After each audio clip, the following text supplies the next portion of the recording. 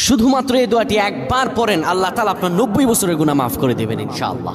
আপনার 90 বছরের গুনাহ মাফ হয়ে যাবে যদি মাত্র এই দোয়াটি যদি একবার পড়তে পারেন। আপনার ভাগ্য খুলে যাবে, রিজিকে বরকত আসবে, মনের ন্যাক আশা পূরণ হবে, আল্লাহ আপনার সব দোয়া কবুল করে দিবেন। সুবহানাল্লাহি ওয়া বিহামদি।